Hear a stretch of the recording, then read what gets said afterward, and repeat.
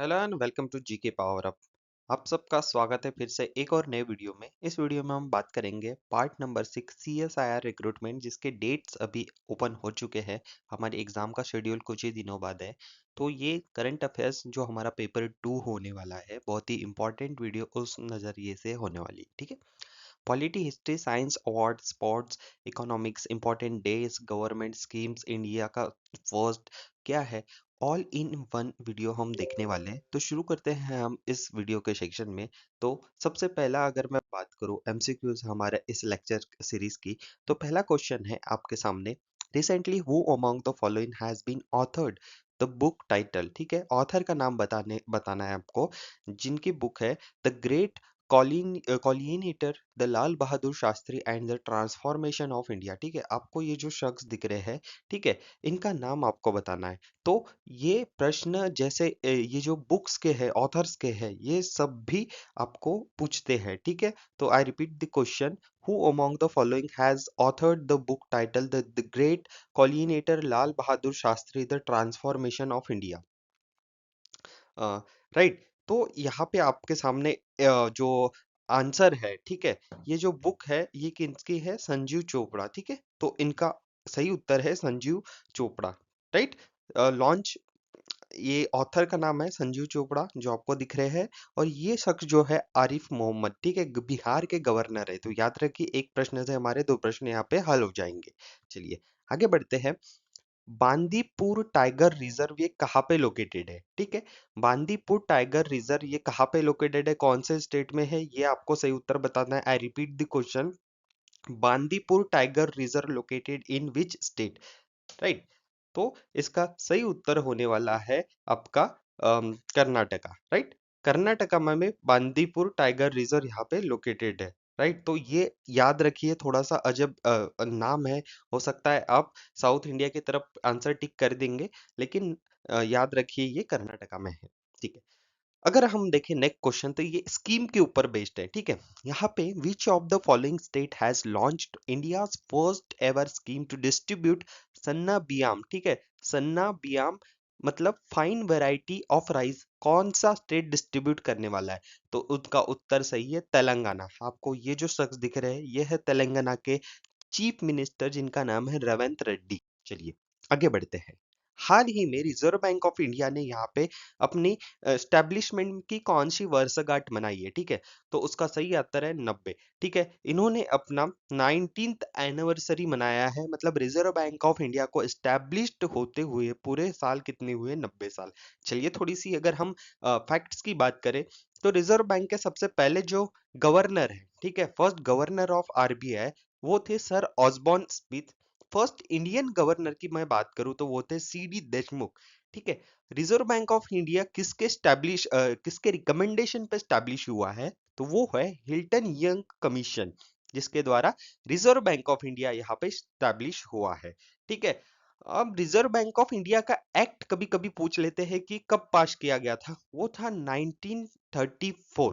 ठीक है, अब अगर बात करें तो reserve bank of India formally establish कब हुआ था, 1 अप्रैल 1935 में।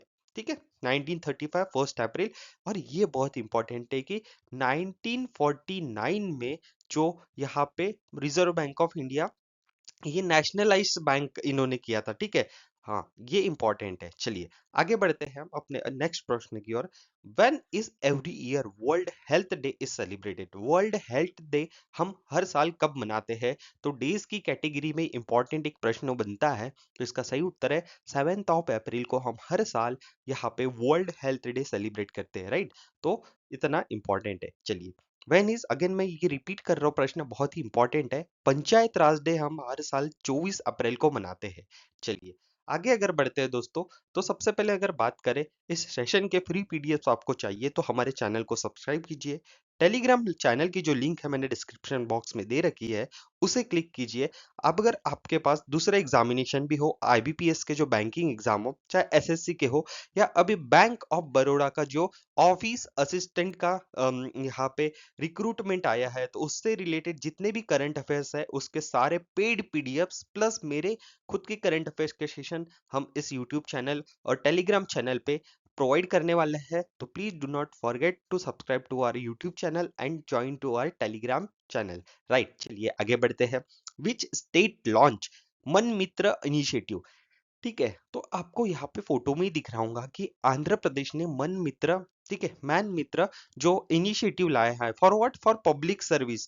ठीक है, पब्लिक सर्विस के लिए जो भी यहाँ पे आपकी कल्याणकारी योजनाएं है, अदर स्कीम्स है, आप वन टैप पे आप यहाँ इसका एसेस ले सकते हो। तो उसका सही उत्तर है आंध्र प्रदेश। चलिए, आंध्र प्रदेश के गवर्नर कौन है ये मुझे आप कमेंट बॉक्स में जरूर बताइएगा। चलिए आगे अगर मैं बात करूं दोस्तों, तो नेशनल स्पेस डे हम हर साल कब मनाते हैं? तो इसका सही उत्तर है 23 अगस्त को हम नेशनल स्पेस डे मनाते हैं। राइट, चलिए, who was the who was name the ICC men's player 2024 for December? ठीक है, दिसंबर के लिए जसप्रीत जसप्रीत बुमराह, ठीक है, जसप्रीत बुमराह को यहाँ पे ICC player of the match December month का दिया गया है। और यहाँ पे अगर मैं बात करूँ 2025 के मार्च महीने का, ठीक है, हाँ, तो ये किसको दिया गया है? ये दिया गया है आपको श्रेयस अय्यर। ठीक है, श्रेयस अय्यर को मार्च का यहाँ पे अवार्ड दिया गया है, अप्रैल का अभी अनाउंस होगा। चलिए आगे अगर मैं बात करूँ दोस्तों, who develop the Nag MK2 anti tank guided missile? ठीक है, एंटी टैंक गाइडेड मिसाइल ये किसने डेवलप किया है? न्यू वर्जन हो उसका अभी सक्सेसफुली टेस्टेड हुआ है। तो ये डिफेंस से रिलेटेड एक इंपॉर्टेंट क्वेश्चन है। तो आपको यहाँ पे ऑप्शन है इंडियन नेवी, भेल, भारत इलेक्ट्रॉनिक लिमिटेड, या डीआरडीओ, या इंडियन एयरफोर्स। ठीक है, तो आपका सही उत्तर होने वाला है दोस्तों डीआरडीओ, सॉरी, इंडियन नेवी। ठीक है, इंडियन नेवी ने इसको अभी डेवलप किया है। ओके, चलिए आगे मैं बात करूं तो blue flag certification award by which institution organisation? Blue flag certificate award by कौन सा ऑर्गेनाइजेशन इसे अवार्ड करती है? सबसे पहले ब्लू फ्लैग फ्लैग जो इंस्टीट्यूशन है ये किस लिए अवार्ड देती है? जैसे कि हम दिखते हैं कि हमारे भारत देश में जितने भी या अन्य दूसरे देशों में भी जिसमें समुद्र किनारे जो बीच है, ठीक है, तो उसकी प्राकृतिक वहां पे मतलब पोल्यूशन ना हो, एनवायरमेंटल फ्रेंडली रहे वो चीजें। तो इसके लिए ऐसी इंस्टीट्यूशन है जो ये ब्लू फ्लैग सर्टिफिकेट देती है। तो केरल की दो ब्लू फ्लैग सर्टिफिकेट हमने पिछले लेक्चर में पढ़े थे, जिसका पहला था कोजाई कोडे की एक जो बीच है वहां पे। नेक्स्ट आप दूसरी कमेंट बॉक्स में कमेंट कीजिए। लेकिन इस प्रश्न का सही उत्तर है फाउंडेशन फॉर एनवायरमेंटल एजुकेशन। ठीक है, FEE। चलिए आगे बढ़ते हैं।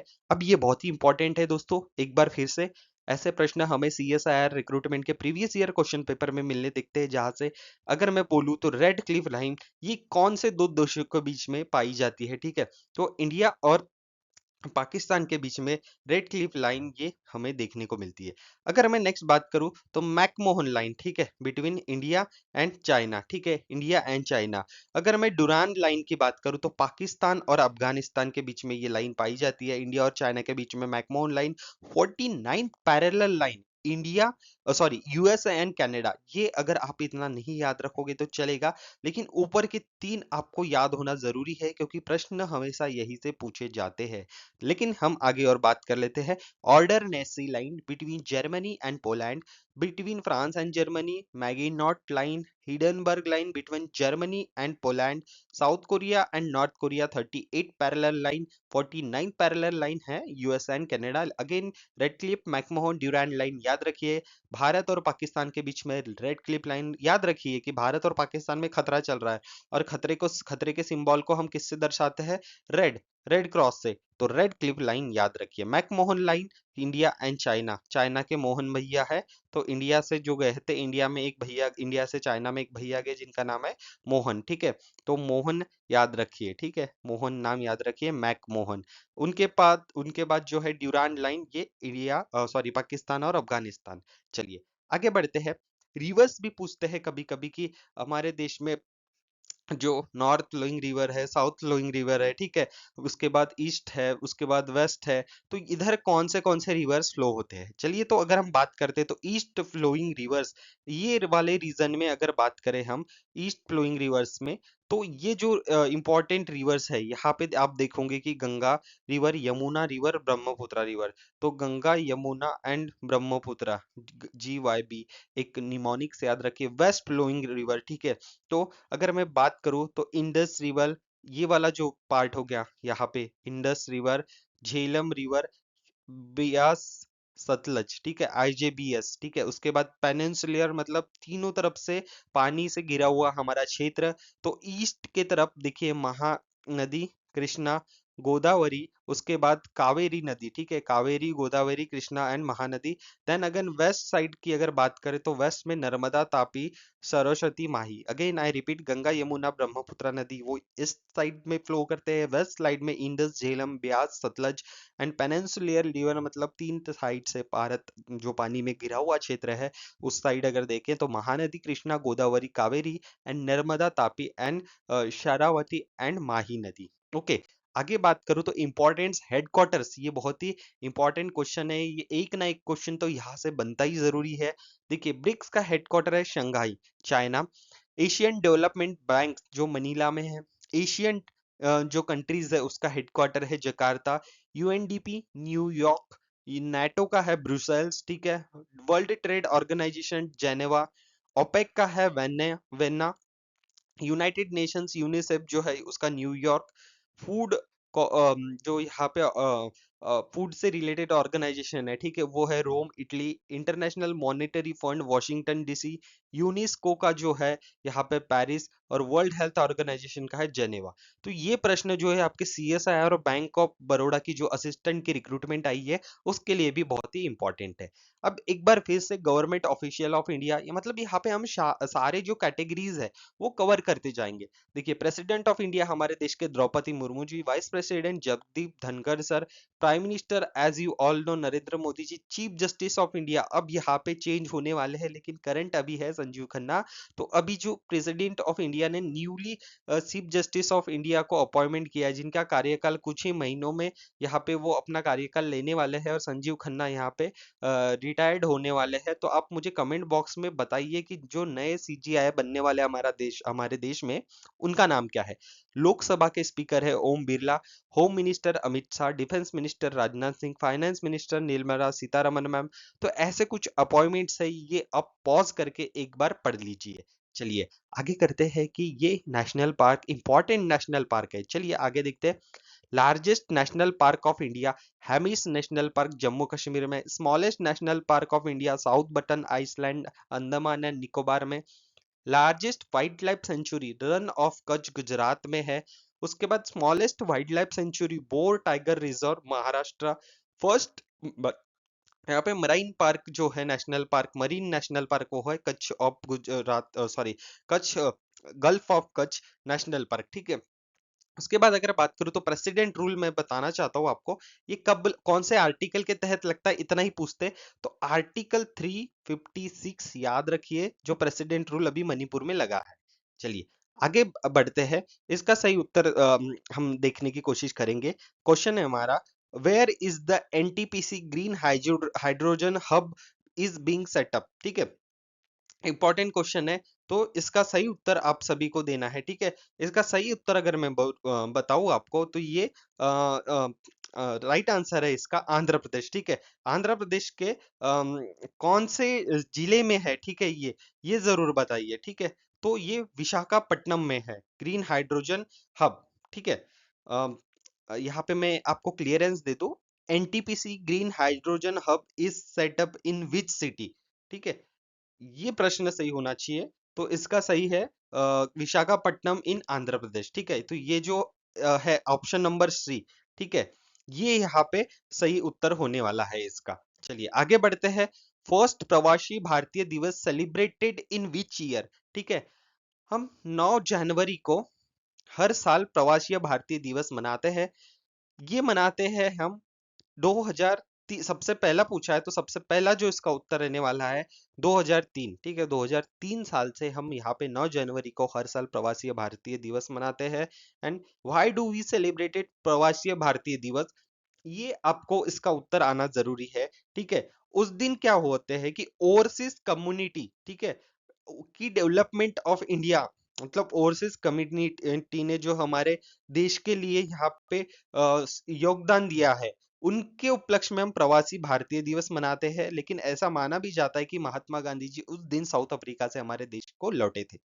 आगे अगर बात करूं तो यहाँ पे द स्कीम के बारे में एक प्रश्न है, ठीक है, देख लेते हैं।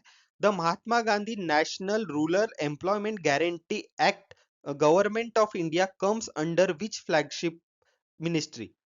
ओके, तो ये इसका जो सही उत्तर होने वाला है दोस्तों, मिनिस्ट्री ऑफ रूरल डेवलपमेंट। तो इंपॉर्टेंट है, बहुत ही एक महत्वपूर्ण योजना चलती है मनरेगा की, ठीक है, जिसमें हमें 100 दिनों का यहाँ पे रोजगार गारंटी करते हैं। तो ये 100 दिनों में पूछा गया है कि ये मनरेगा कौन से गवर्नमेंट ऑफ इंडिया के फ्लैगशिप स्कीम्स के अंदर आती है या कौन सी मिनिस्ट्री इसको गवर्न करती है, तो ministry of rural development.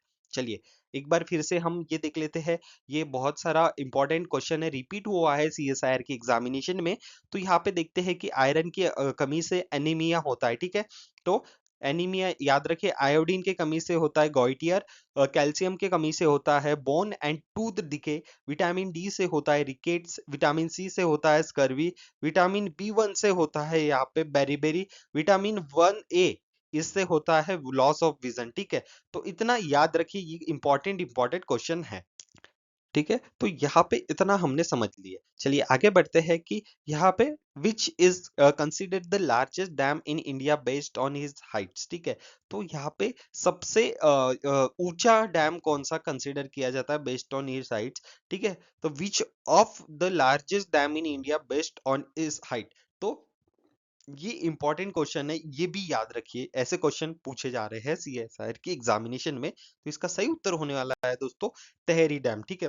Tehri dam important, ठीक है। Shanti Swarup Bhatnagar award are given for, important very important question है। देखिए शांति स्वरूप भटनागर अवार्ड कौन से फील्ड के लिए दिया जाता था, ना ही ये फील्ड फिल्म अवार्ड के लिए, ना ही एक्सीलेंस इन सिविल सर्विस के लिए, ना ही ये स्पेस एंड टेक्नोलॉजी के लिए। ये दिए जाते हैं साइंस एंड टेक्नोलॉजी फील्ड में, जो हमारे देश के इंपॉर्टेंट साइंटिस्ट है जिन्होंने बहुत अच्छा योगदान किया है, उन लोगों को वो अवार्ड दिया जाता है। अगेन रिपीटेड क्वेश्चन, ये बहुत ही बार पूछा जा रहा है।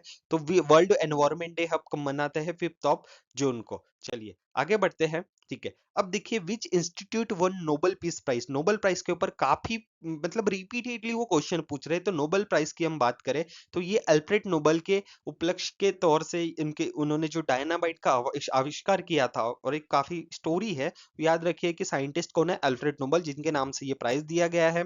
2025 के नोबेल प्राइज यहाँ पे डिक्लेयर होने के हैं। तो 2024 के जो नोबेल प्राइज हुए थे उसके ऊपर से क्वेश्चन पूछ रहे हैं। तो इसका जो प्रश्न है हम देख लेते हैं, which institute won Nobel prize award in 2024, ठीक है। इंस्टीट्यूट इन आईसीसी नहीं है, फीफा भी नहीं है, बीसीसीआई भी नहीं है। तो ये जापान की बेस्ड एक नियोन हिदान के है, ठीक है। जापान में हिरोशिमा और नागासाकी के ऊपर जब बॉम्ब ब्लास्ट हुआ था, और वहां के जो विक्टिम्स हैं, ठीक है, कि उनके ऊपर जो अटैक हुआ था, अभी भी वो एक संस्था है वहां पे नियॉन हिदान क्यों, ये पीस के लिए, ठीक है, शांति बनाने के लिए दुनिया में अपील करती है कि न्यूक्लियर वेपन का इस्तेमाल ना करिए। तो उस संस्था को ये अवार्ड दिया गया है। लिटरेचर की बात करूँ तो हैंग कैंग, ठीक है, हैंग कैंग इनका लिटरेचर है। ये लिटरेचर के फील्ड में यहाँ पे ये अवार्ड दिया गया है, ठीक है। तो कुल अगर पूछा जाए तो कितने कैटेगरी में नोबेल प्राइज दिया जाता है, तो 6 प्राइज में अवार्ड दिया जाता है। और यहाँ पे जो लिटरेचर है हैंग कैंग, ये इनके द्वारा इनको दिया गया है, ठीक है।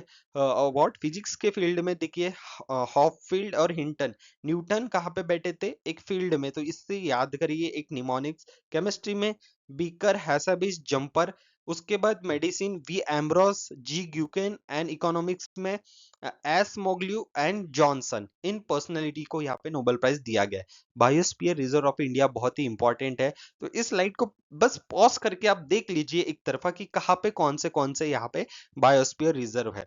चलिए नौखी फेस्टिवल कहाँ पे मनाया जाता है हर साल, ठीक है। नौखाई फेस्टिवल ये मनाया जाता है उड़ीसा में, ठीक है। इंपॉर्टेंट एज लिमिट, अगेन एक बार, अगर आपको राज्यसभा के मेंबर ऑफ पार्लियामेंट बनना है राज्यसभा में, तो आपकी 30 साल होनी चाहिए। एमएलए के लिए 25 साल, एमएलसी के लिए 30 साल, प्राइम मिनिस्टर ऑफ इंडिया के लिए 25 साल, प्रेसिडेंट के लिए 35 साल, वाइस प्रेसिडेंट के लिए 35 साल, गवर्नर के लिए 35 साल, चीफ मिनिस्टर बनना है तो आपको 25 साल, सरपंच बनना है तो 21 साल, एमपी बनना है लोकसभा के लिए तो 25 साल आपकी उम्र होना जरूरी है। Who is the first Indian woman to climb Mount Everest? इनका नाम है, हाँ, इनका नाम है बैचेंद्री पाल, ठीक है। तो बैचेंद्री पाल नाम याद रखिए। टोटल नंबर ऑफ स्पोक्स इन अशोक चक्र, तो कितने टोटल नंबर है यहाँ पे चक्र में? 24 याद रखिए, ये भी इंपॉर्टेंट पूछते हैं।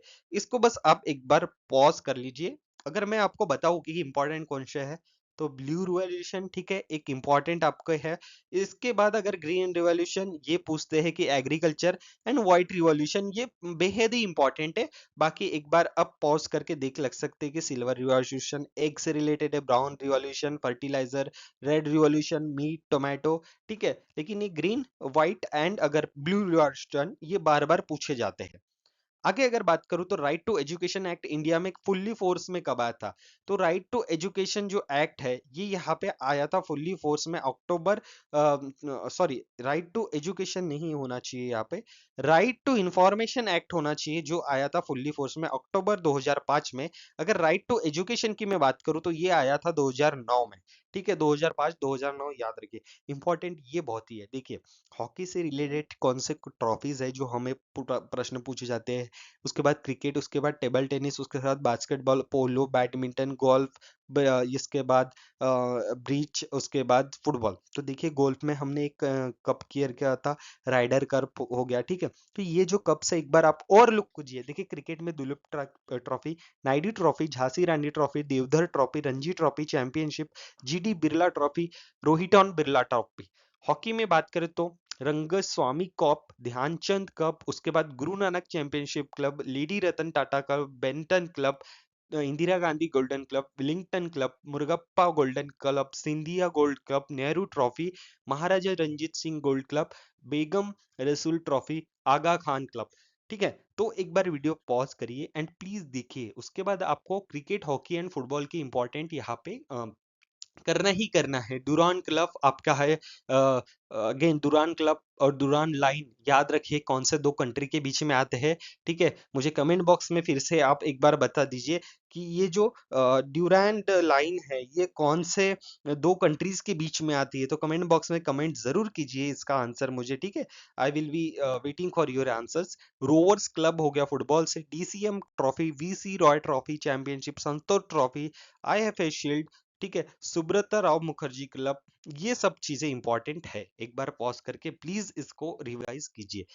ठीक है, आगे बढ़ते हैं कि who certified that any bill is a money bill. Again speaker of Lok Sabha इसे कहते हैं। चलिए, ये प्रश्न मैं आपके लिए छोड़ा है, इसे बस सर्च करके उसका कमेंट बॉक्स में उत्तर दीजिए कि इसका सही उत्तर क्या है। अगर मैं गेस करूं तो मेरे हिसाब से 12 लाख एनुअल इनकम होना चाहिए। अगर आप सर्च करोगे तो आपको कुछ नई चीजें भी सीखने को मिलेगी, राइट। चलिए, आगे अगर बात करें दोस्तों, तो यहाँ पे which following government scheme is aimed at promoting agriculture productivity in 2025 budget. ठीक है, तो किसानों की यहाँ पे प्रोडक्टिविटी को दोगुना करने के लिए कौन सी स्कीम लाई गई है मार्जिनल फार्मर्स को अपलिफ्ट कराने के लिए, तो उसका नाम है प्रधानमंत्री धन धान्य कृषि योजना, राइट। तो इसका सही उत्तर होने वाला है। चलिए, आगे अगर बढ़े दोस्तों, तो इसके बाद earth hour is organised by, earth hour क्या होता है ये आप एक बार मुझे कमेंट बॉक्स में बताइए, ठीक है। अर्थ आवर बहुत ही इंपॉर्टेंट एक हर साल इवेंट किया जाता है,